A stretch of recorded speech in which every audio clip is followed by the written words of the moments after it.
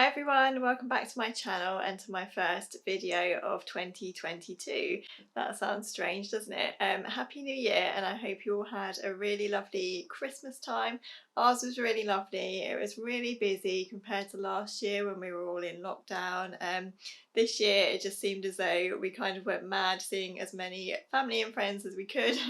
So it was a really busy but really lovely time, and I hope you had a really lovely time too.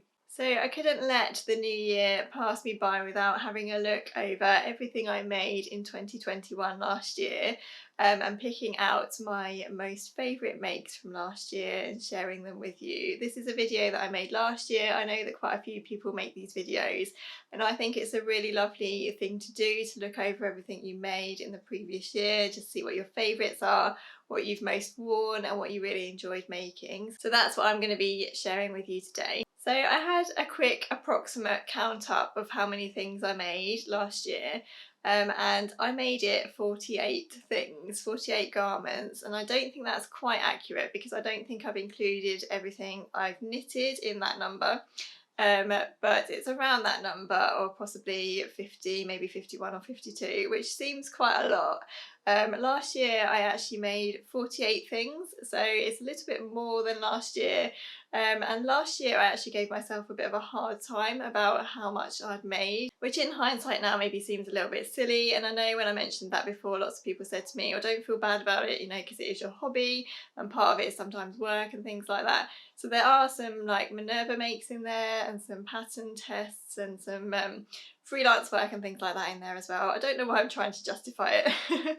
I just sometimes feel a little bit almost guilty about how much I've sewn. I don't know if anyone else feels a bit like that. I know I do have so many clothes, but it is a hobby that just brings me so much joy, and I know it brings lots of us joy. So this year for this video, I haven't put a number of how many favourite makes I've picked. I've just kind of selected my main favourites, and I think I've got about 6 or 7 or 8 maybe. I haven't actually counted, but there's a few, and I've tried to include a selection. But obviously there are quite a few dresses in there because it wouldn't be my channel if there weren't lots of dresses in there.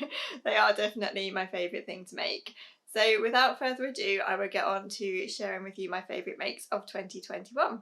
Just to say as well that for the purpose of this video, I'll try not to go into too much detail about each make, because I know that I have shared more about each garment in previous videos and possibly blog posts as well. So I'll try to be brief. I know I have a tendency to waffle on a bit when I get started talking about my makes, but I'll try not to do that, and I will link below any other videos or blog posts and things where I go into more detail about these makes, just in case you are after any more information about anything that I share. And I'll do my best to link any fabrics and patterns below. Obviously some of these were made quite a while ago now, so I'm not sure how many fabrics I'll be able to link, but I'll do my best. So first up in my favourite makes is this Davenport dress.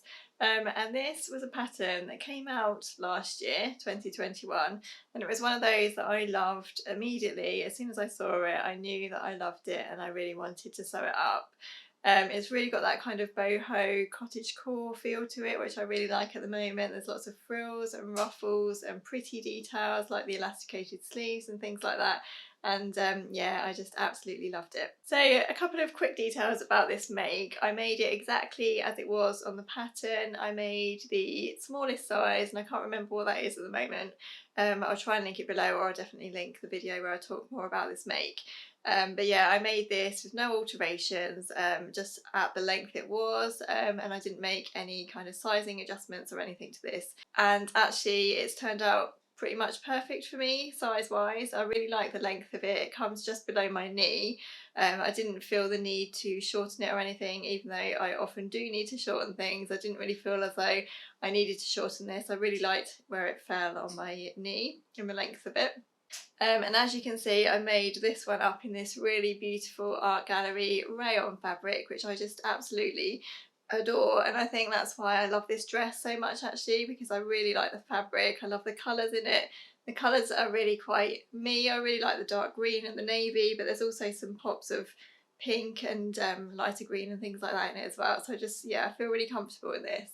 And because it's a rayon, it's not too structured, which I really like as well. So obviously if I'd made this in something a bit more I want to say stiff, but that's not the right word, like a cotton or a double gauze or something, then these frills and things would have a bit more structure to them and they would stick out a bit more, as with the frill at the bottom. But I think in a rayon you've still got those details there, but they're not quite so structured. And what I'm learning about myself really, I think, is that I don't like anything too fussy. I like things to kind of drape well and not to feel too sticky outy, if that makes sense. So yeah, love this one. This was a really enjoyable pattern to sew as well, and it taught me a couple of new techniques. So the little facings here at the shoulder are completely lined, which is a really nice detail, and then obviously you make the burrito method as well with the yoke at the back, and that was something new to me, and I found the Friday Pattern Company instructions really helpful and really clear with that new technique as well. So yeah, I really enjoyed making this dress. And it's one that I've worn a lot as well. So I've worn this in the summer when it's a bit warmer, but you still need a long sleeve and no tights. And I've also worn this in the winter with tights and boots as well. Yeah, and I think it's just a good one for all seasons. So that's that one, my Davenport dress. And I've actually made another Davenport dress, which I'm looking forward to sharing with you soon. And that one's a midi dress version. So stay tuned for that one in the not too distant future. Next up is this really fun pair of Carolyn pyjamas that I made back in the summertime. I absolutely love these. Again, I love the fabric. This is another art gallery fabric. It's a cotton this time, and this was one of my Minerva brand ambassador makes. So the Carolyn pyjamas were actually on my make 9, one of the 3 things that I managed to get made off my make 9. Perhaps the less said about that the better. I don't think make 9 is for me. But yeah, I did have the Carolyn pyjamas on my make 9 and I managed to get those made up. So this was the second pair that I made actually. The first pair I made in a viscose, and it was much more difficult to make these in a viscose, although I do like how they feel and how they wear. It was just such an enjoyable sew to put these together in a cotton fabric, because obviously there's a lot of details in here that work really well with structure, and with pressing nicely. So you've got the little pocket here, and then you've got this lovely flat collar as well, and they just all kind of come together really nicely in a cotton, I think. So yeah, I absolutely loved sewing these, and as you can see I've just added the contrast navy piping there, and I just feel quite proud of these really. I feel like it's just one of those makes that's gone really well. I think I've managed to get the piping in really neatly. My first version the piping didn't go quite so well, so I was really pleased with this one that it turned out much better. And yeah, the Carolyn pyjamas, they are quite an involved make because there is quite a bit of detail in there, and some quite tricky techniques. It's quite tricky to kind of attach the collar and everything, but I found it a really nice mindful sew, and it's one of those makes that really makes you slow down and think about what you're doing. So that's the shirt, and I'll just quickly show you the shorts. Here are the shorts that go with these Carolyn pyjamas, and yeah, again, I just feel like these came together really nicely and they just look lovely in this fabric, I think. I absolutely love this fabric. As soon as I saw it again, and I could just immediately see, it's one of those things where I could just immediately see what I wanted the fabric to become. So yeah, really proud of those and really pleased with them. So they had to be in my favourite makes of 2021 as well. Next up is my Lyra Dress by Tilly and the Buttons. Again, another pattern. There were some really good patterns that came out last year, and I kind of blame that for the fact that my make 9 didn't get done, because I just got too easily distracted by all of the lovely patterns that came out last year, and this was one of them, the Lyra Dress by Tilly and the Buttons. So this is a shirt dress. The bodice is a traditional kind of proper collar shirt. You can make it with either long sleeves or 3/4 sleeves or short sleeves. Obviously with this one I've gone for a short sleeve. I did make it in the summertime, so that influenced that decision. And then I've gone for the midi length skirt. So it's a kind of skirt with a bottom gathered tier to it. And yeah, this was another pattern, as I say, that I just loved immediately as soon as I saw it and had to make it up. So this was another one where there were a few techniques in here that were new to me. I'd never made a proper collar on a stand before, so that was something new. And as always with Tilly and the Buttons patterns, the instructions were so good. I did feel a bit nervous about trying the collar for the first time, but I have to say, yeah, the pictures in the pattern, they really hold your hand the whole way through. And I actually found it really enjoyable to put this collar together. It was just another thing where you have to think and be mindful and slow down and take your time, and I'm really pleased with how this turned out, and I was so lucky with this fabric. This was a Dashwood rayon fabric and I picked it up in John Lewis for about £3 a metre in the sale, and I absolutely love it. I really love red and pink together at the moment, and I just think it looks perfect on the black background. So yeah, that's my Lyra dress. So while making this, as always, I discovered that I needed to alter the skirt slightly. So I made the skirt part of the dress up as it was in the pattern, and then I needed to shorten it quite considerably, because instead of being a midi dress, it was actually pretty much a floor length maxi dress.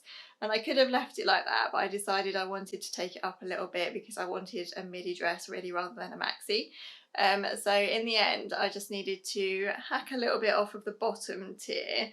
So my bottom tier, I'll put in a photo because you won't be able to see with me holding here, but it is quite short compared to the pattern image. So I have since resized the pattern a little bit just to make it a little bit more accommodating for my petite size. But I find that way the easiest way for me to resize patterns. I haven't got a very mathematical brain, if you like. I find it so difficult to work out measurements and how much I need to take off of things and things like that. I prefer to just make up the pattern as it is, obviously taking into consideration measurements and pattern sizes and things like that as far as I can. But if there are any little tweaks and things that I need to do, I tend to make up the pattern as close to my size as I can, and then I prefer to make the changes afterwards on my first go. And then if there's any changes that I need to make in the future, I'll then adapt the pattern accordingly. I hope that makes sense. I'm just not, that's more of the way that my mind works. I prefer to kind of see things and then change them rather than try and work them out on measurements and things. I have written a full blog post on this, and I will link that down below if you're interested in more details about this make. But yeah, love that one too.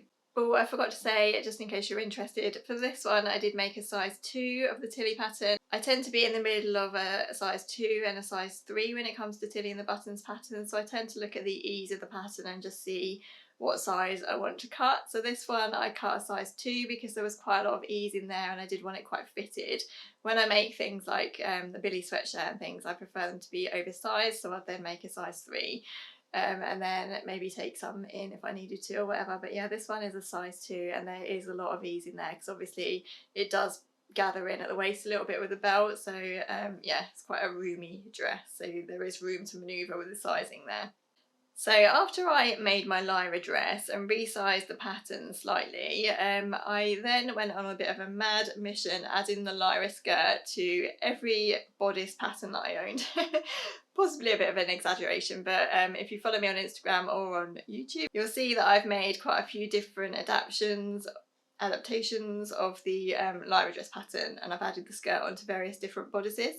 So basically, I do have a blog post going into more detail about how I've changed the sizing of the skirt tiers on the Lyra dress, but I've shortened the main skirt and then I've lengthened the bottom tier, and I obviously resized it so that it was midi length on me, because as I say, the actual pattern came up quite long. So I will link that blog post down below just in case you're interested to see how I resized those tiers. But yeah, I had to add this to my favourite makes of 2021 because this one I just absolutely love. So this one is the bodice of the Darling Ranges dress by Megan Nielsen, and then I've added on the tiers from the Lyra skirt, my resized tiers, and made a really lovely midi dress. And yeah, I really like it. You'll know if you've followed me for a while how much I love the Darling Ranges dress pattern. I've made so many different versions and I've done quite a few hacks with the pattern as well, so this was one that I was really excited to try. So basically it was a really easy hack. I just made the bodice up as it is in the pattern, and then instead of attaching the bottom of the skirt, the actual pattern of the Darling Ranges dress does button all the way through the skirt as well. So I've just made the bodice and then I've sewn across the bottom at the end of the bottom band, and then I've attached the gathered skirts, and it works really nicely actually, and it's such a comfortable dress to wear. I love it. So this one I've gone for 3/4 length sleeves with the elasticated cuff. I love this fabric as well. This is from Abercon Fabrics. It's a viscose poplin. And I think that whatever the poplin is in a viscose poplin or a cotton poplin, it just gives it an extra smooth texture. So it's really lovely and soft to feel, and you can't help stroking it. And again, I just love the colours in this. I love the navy and the pinks and the oranges and everything. More me colours, I think. So this one had to be added to the list as well. Next up is my Jarrah sweatshirt, made from this really lovely Atelier Brunette sweatshirt in fabric, and I really love this. I've made quite a few different versions of the Jarrah sweatshirt last year, and I love them all. I did make quite a lot of jersey makes last year because, as I mentioned last year, I was really trying to make more of what I wear, which is jersey and sweatshirts and t-shirts and things like that. But I do love to make a dress, as you'll know. I do love to wear a dress as well, but in my day-to-day life I tend to wear quite a lot of jersey. So yeah, quite a few Jarrah sweatshirts happened last year, but this was most definitely my favourite one. I've made the cream version. I've made a version up as well in the cream colourway of this fabric, and I love that one too, but I just think that the navy again is more me. It's definitely what I tend to reach for to wear more, and again, I just love the colours in this. It's lovely and soft and cosy. It's more of a thinner sweatshirt fabric, so it can be a bit chillier for the winter months, but it's a really good in-between type of sweatshirt, really. So like a transition sweatshirt if you're going from summer to autumn or spring to summer. It's kind of lovely, soft, cosy, thin sweatshirt. And I think this is a really good example of how different fabrics can really make a garment. So as I mentioned, I've made quite a few Jarrah sweatshirts, but I just feel like this one is just the best one, really. Just because of the fabric and how much I love it. So yeah, this one had to be in my favourite makes, and it's actually the only jersey make I've included, so I think it's definitely fair to say that I prefer to sew and make things from viscose and woven fabrics than I do jersey, even though I prefer to wear jersey. Bit confusing and possibly a bit silly, but there we go. So I have two more makes to show you. One is a sewing make and one is a knitting make, and the next sewing make, I'll leave the knitting till last, is this one, and it's my hack of the Avid Seamstress, the blouse pattern, where I've added a frilly collar. So this is something that I wanted to make this year. Obviously on the high street in the summertime and springtime there were absolutely loads of frilly collar blouses around and frilly collar dresses and things like that, and for a while I was a bit skeptical about them and how they would suit me and whether or not I'd like them. I really like the Bakerloo dress on other people, but for me I'm just a bit worried that that collar is a bit too huge. So instead of investing in another pattern to make my frilly collar blouse, I decided to mash together quite a few patterns that I already owned and see how that turned out. So not too much detail again, or I'll try not to anyway, but basically I've used the bodice of the Avid Seamstress, the blouse pattern, and altered it slightly. I've taken the sleeves from the Davenport dress and shortened them to elbow length, and included the frill still with the elasticated bottom, and I've added the collar from the Megan Nielsen Sudley dress and just added my own frill around the bottom of that. And yeah, I was really super pleased with how this turned out, and it was so much fun to put together. I absolutely love making projects like this. I really love getting an idea and working out how I'm going to make it up, and it's something that I don't tend to allow myself much time to do, if that makes sense. I tend to just make patterns as they are. Obviously I do hack things a bit, but actually putting something together from scratch like this is really good fun, and it's just what I like about sewing, really. Just the fact that you can have an image in your head of something that you want to make and then you can try and recreate it, and I really enjoy that. Probably not much more to say about that. I keep meaning to make another one up actually, because there are a couple of things in this one that aren't perfect just because of how I was working out how to do it and everything. And I keep meaning to make another one. Sorry if this one's a little bit creased actually. Just pulled it out of the wardrobe and it does look a little bit crumpled. I know I did say at one point that I was going to do a sew along of how I made this. If that's still of interest, then let me know in the comments. It might be just that that's gone by now and no one's really interested anymore, but yeah, I do want to make another one, so yeah, let me know if that's of interest. I saw something on Instagram the other day actually about pattern hacking, and I had to smile because it's just how I feel, and it said something along the lines of that point in pattern hacking where you just feel like you have no idea what you're doing but you're carrying on anyway, and you just winging it kind of thing. and then you're like, oh yes, that's what I was imagining, and it's worked out, and I'm so pleased. So yeah, I did kind of identify with that a little bit. So that's that one, frilly collar blouse hack. So lastly, my favourite makes is a knitting make, and I wonder if you can guess what it is. It's this one, it's the Lighthouse Sweater by We Are Knitters. And I will try not to talk too much about this one because I feel like I'm probably boring everyone with it, but it is definitely one of my favourite makes of last year. So I had to include it. So this was a Lighthouse Sweater kit from We Are Knitters. And it was just so lovely and relaxing to knit. I don't knit many jumpers actually. I've mainly knitted cardigans, and I don't really know why, because I do tend to wear jumpers more than cardigans. So yeah, that's a bit weird. But anyway, this one is obviously a jumper, and I can tell already that I'm just going to get so much more wear out of this one than I do my cardigans, because as I say, I just wear jumpers more. But yeah, a super relaxed knit this was, and I really enjoyed it. The stripes were so relaxing to knit, and they knit up really quickly. It's possibly the quickest thing that I've ever knitted. It took me around a month or maybe 6 weeks or so. A very quick one, and as I've said before, it's a perfect one for beginners as well because it's really super easy. Not a lot of shaping at all in there, just some decreases for the raglan sleeves and armholes and things. And the yarn in this is really lovely as well. It's very soft and cozy. When I first got this, I wondered if it would be a little bit scratchy, but it's really not. It's really lovely against your skin. So that's that one, the Lighthouse Sweater by We Are Knitters, and I absolutely love this one. I feel like I've said that about everything. I absolutely love this one. I need to find some new words. Sorry about that. I've probably repeated myself quite a lot, but yeah, I do really love all these makes and I'm really proud of them. So those are my favourite makes of 2021. I hope you like them. I hope you like what I've chosen. So for this year, I haven't really made any sewing plans or any sewing aspirations or anything. I'm not going to do make 9 because it really didn't work well for me last year. And as I say, I'm too distracted and I don't like the pressure of feeling like I need to get those things done if I don't really want to. So I'm not going to take part in that this year, but I'm looking forward to seeing everyone else's make 9s and how they get on with those. So for this year, I think I'm just going to see where the mood takes me. Again, as with last year, I want to try and push myself a little bit. And if I find any garments that I really like with techniques that I haven't tried before, then I'm definitely going to push myself and try and give them a go. Thank you so much for watching. Please don't forget to subscribe to my channel if you haven't already, and if you have enjoyed this video, I'd love it if you gave it a like, and do leave me a comment in the comments as well because I'd love to hear from you. It feels like a little while since I've done a video actually, not that long really, but it was just before Christmas and it does feel like quite a while, so I'd love to hear from you. Let me know how your Christmas went and let me know what you're making and what your favourite makes were as well. Take care everyone, and I look forward to seeing you in my next video. Bye!